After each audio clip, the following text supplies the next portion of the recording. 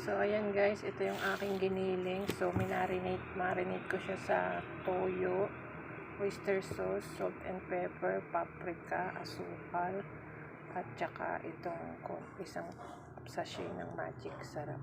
So, ito na rin yung timpla ko sa ano guys, sa may i-add na lang ako dyan. Ito yung aking pang langgunisa, pang lumpia. So, iibahin ko lang yung may i-add ako ng gulay, ganyan. Tapos, mga itlog, yung pang embutido. Dito rin ako kukuha.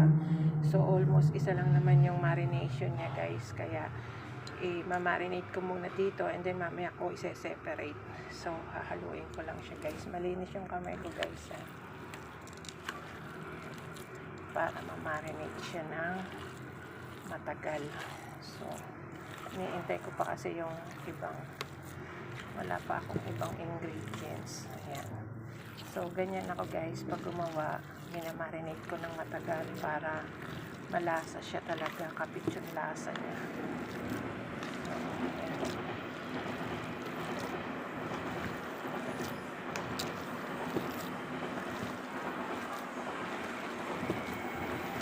So, yung pang Shanghai natin, yan, lalagyan ko yun ng itlog.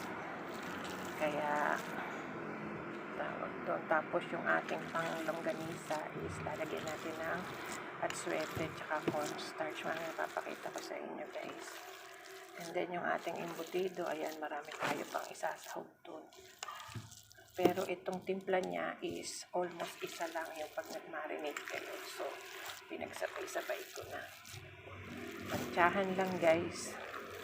Mamaya tayo mag-a-adjust pagka nalagyan na natin siya ng mga iba pang rekado, gaya ng mga gulay, ganyan. Siyempre tatabang siya. So, ganyan lang muna guys para magkalasa na yung ating giniling bago natin balutin. Ayan guys, ito naman yung ating skinless na mix. So yan, lagyan ko siya ng cornstarch guys, at saka yung ating dinagdagan ko yung salt and pepper niya, tas asukal. So yan, maraming garlic guys. Tas nilagay ko yung sabaw ng pineapple. Lagyan ko ng konting pineapple chunks yung sabaw niya. Yan.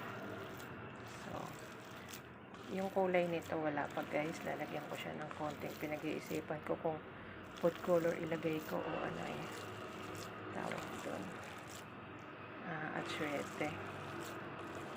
So yan, yan ang bango niya guys. And guys, nagbabalot na ako ng aking skinless. Ayan, ganyan.